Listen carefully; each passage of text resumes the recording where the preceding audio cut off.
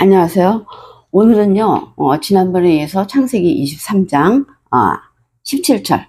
지난번에 16절에, 아브라함이 에브론의 말을 따라 에브론의 해족속이 드는 데서 말한 대로, 상인이 통용하는 은 400세겔을 달아, 에브론에게 주었더니, 이렇게 이제 거기까지 했죠. 은 400세겔, 상인이 통용하는. 그러니까 거기서 사고팔고 할 때 은 400세겔이면 다 통한다는 말이죠. 그래서 아무튼 그건 지난번에 설명드렸고, 이제 17절 마무리에 이제 그렇게 이제 에브론에게 아브라함이 그 값이라고 이제 표현을 하면 값이라고 해서 쳐서 드렸죠. 예수님의 십자가 희생하신 그 내용을 그걸로 모든 게 거기서 다 통용되는 그게 가치죠. 그래서 이제 17절이 됐어요. 마므레 앞 막벨라에 있는 에브론의 밭과, 그러니까 이제 그래서 이제 달아주었더니 그 다음에 값을 치우면 이제 받는 게 있겠죠. 그러니까 그걸 이제 갖게 된 취하게 된 소유하게 된 그 내용을 말해주는 거예요. 그게 바로 마므레 앞 막벨라에 있는 에브론의 밭, 곧 그 밭과 거기에 속한 굴과 그 밭과 그 주위에 이제 원래 나온 그 단어들을 보면은 그 밭과 그 주위에 둘린 모든 나무가 이랬거든요. 근데 그 주위에라고 그 주위에 둘린 모든 나무가 이제 이게 다 이제 아브라함의 소유로 된다는 그 뜻인데, 그 주위에라는 말이 그 주위에라는 말이 게불이라 그래갖고 경계선이라는 뜻이에요. 어떤 경계선을 말할 때 이 게불이라는 말을 쓰는데, 그 주위에 둘린이라고 사비브라 그래갖고, 그 원을 말해요. 그러니까, 원에 둘린, 원을 경계선으로, 원을 경계선으로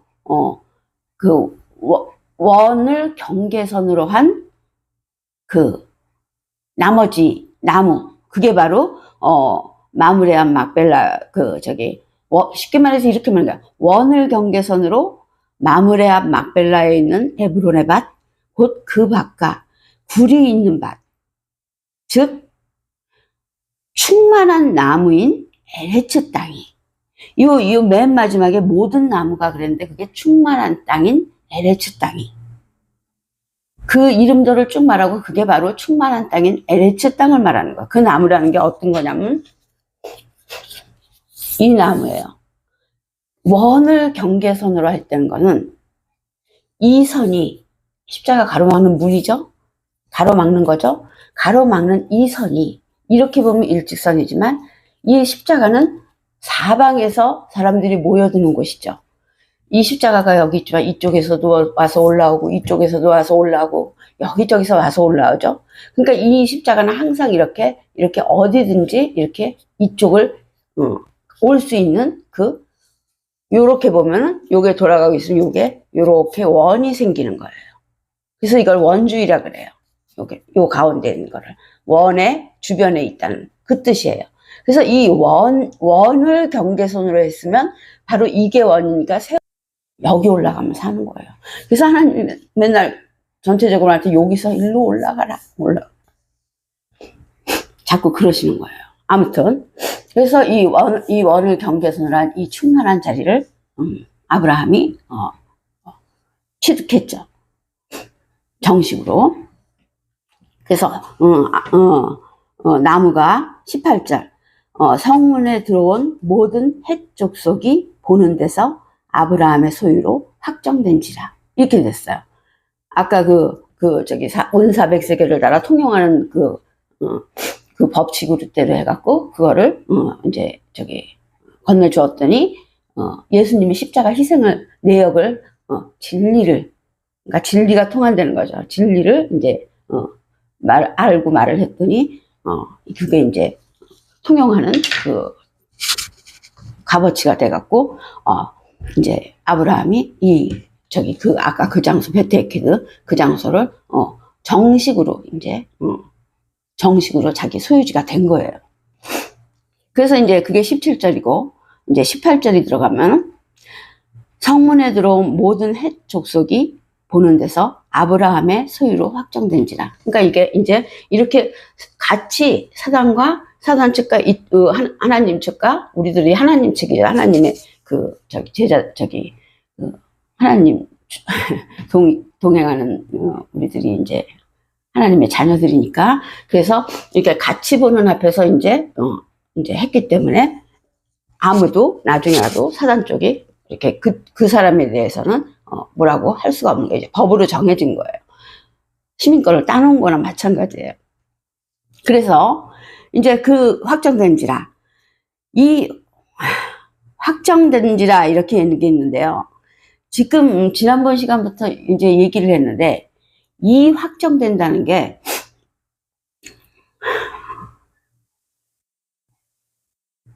지난번부터 지금 어떤 식으로 된 거냐면요. 지금 아브라함은 처음에 이제 전체적인 내용을 보면 아브라함은 사라나 문제 자기도 다 포함된 거죠. 케베르로 장례를 치르되 매장을 하되 카바르가 아닌 케베르로. 그러니까 카바르는 일반적인 양식이에요. 매장하는 양식. 사람이 죽으면 이 인간이란 사르크스 육체는 사단 거니까 사단한테 죽는 그 뜻으로 땅속에다 묻혀. 그게 일반적인 형식 법이에요.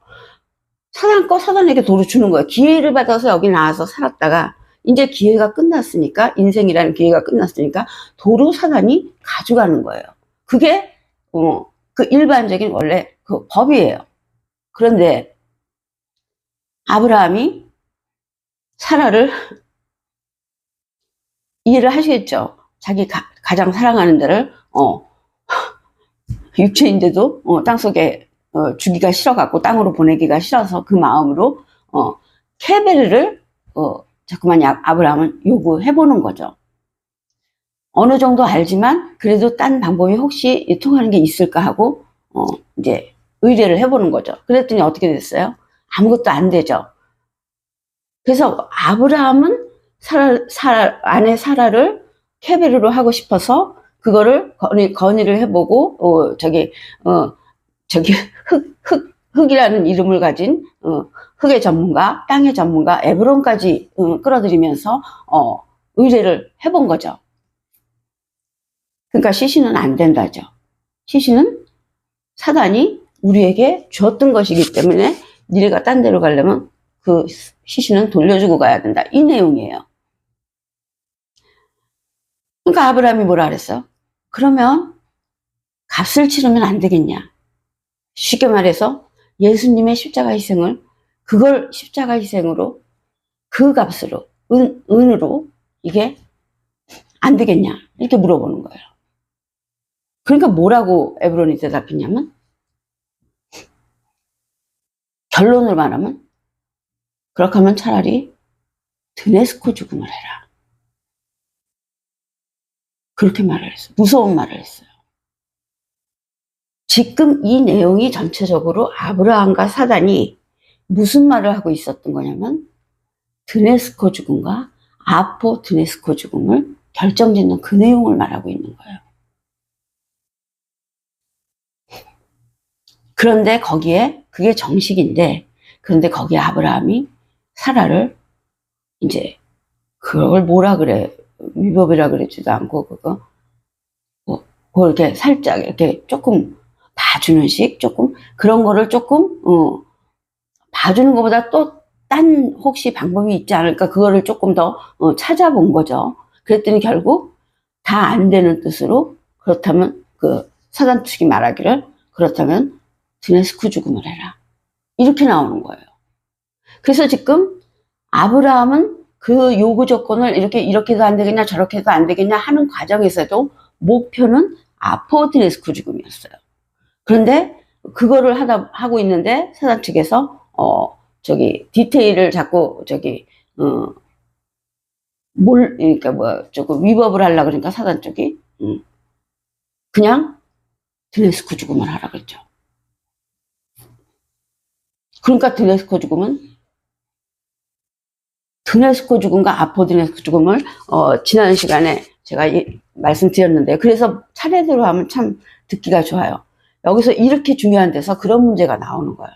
드네스코 죽음은 뭐예요? 드네스코 죽음도 죽음이고 아포드네스코 죽음도 죽음이에요. 그런데 아포드네스코 죽음은요, 아포가 나누다라는 뜻이에요. 분리해서 떨어뜨리는 거, 나누는 거, 그 뜻이에요. 그래서 아포드네스코 죽음은 죽는데 그 죽음을 나누는 거예요. 어떻게 나누냐? 시신과 영을 나누는 거예요. 그래서 시신은 사단 거니까 주고, 영은 나눴으니까 올라오는 거예요. 이 베테에게도 이 자리로. 그러니까 죽으면 영이 사는 거죠. 시신은 사단거니까 무슨 방법을 해도 못 가져가요. 시신을 가져가려고 그러면 바로 내려오라는 거예요. 그러니까 드네스코 죽음, 아포드네스코 죽음은 그렇게 나눴기 때문에 시신은 주고 우리가 영으로 올라가서 이제 투명인간처럼 안 보이는 거예요. 영은 안 보이는 거예요. 사라크스 육체는 보이는 거예요. 그래서 시신은 주고 영은 올라가는 게 하늘길로, 그 절차를 완전히 이제 하늘길에 올라가려고 그 베테케에서 있든 마저 그 검은 재를 띠는 일을 하고 있는 거죠. 그렇지만 시신은 주는 거예요. 근데 아포드네스코 죽음을 원했기 때문에 뛸 수가 있는 자격이 있는 거예요. 그래서 딱 뛰면은 이 아포는 시신은 가져가고 영은 올라가고, 이게 아포드네스코 죽음이야. 그래서 우리가 살 수 있는 거예요. 아포드네스코 죽음을 택하면. 근데 드네스코 죽음을 아까 너 그렇게 이렇게 잘 안 따르려면 그럼 드네스코 죽음을 해, 이렇게 말을 하니까, 드네스코 죽음은 뭐냐면요, 안 나누는 거예요. 그렇게 영과 육체가 같이 있고 싶으면 드네스코 죽음을 해, 이러는 거예요. 드네스코 죽음은 아포가 아니에요. 나누지를 않는 거예요. 죽는데 그냥 안 나누는 거예요. 그럼 어떻게 돼요? 시신은 무조건 가져가요, 사단이. 그럼 영도 끌려가는 거예요. 그래서 죽는 거예요, 완전히. 지옥으로 가버리는 거예요. 그게 드네스코 죽음이에요. 그거를 안 하려고 우리가 아포드네스코 죽음을 해서 시신은 띄워주고 사단 거니까. 그리고 우리가 영은 나눠서 베테에게 대해서 살면서 거기서 나머지를 다 마무리를 해갖고 하늘로 올라가는 거예요. 그때 마무리하는 그 영을 마무리시켜주는 걸 이제 하나님이 다 케어를 해주세요. 하나님이 케어해주는 장소에서 보호를 하시면서 케어를 해주고, 죽은 상황인데 그래갖고 지금 붉은재를 띄워준 거나 마찬가지예요. 육체 시신 붉은색을 줘버리고 검은색만 갖고 있었는데, 검은색이 아직 해결이 안 되죠. 사람들이 대부분 진리가 다 해결이 안 된 상태예요. 진리를 알려면은. 그러니까 그거를 마무리를 지어주고 검은색 죄까지 띄워버리는 그거를 더 이렇게 케어를 해주고 가르쳐주고, 그렇게 해서 장성해지면은 건너가도 되겠다. 요단이 문이거든요. 천국은 요단을 건너갈 수 있겠다. 하나님이 생각이 되지면은 하나님이 이제 올라가게 해서 천국으로 그때 데리고 가는 거죠. 그러니까 우리들이 죽으면 시신은 땅에 버리고, 이제 제대로 된 절차가 그거예요. 시신은 땅에 버리고, 이게 너무 시간이 늦었는데 하나 끊고 할게요.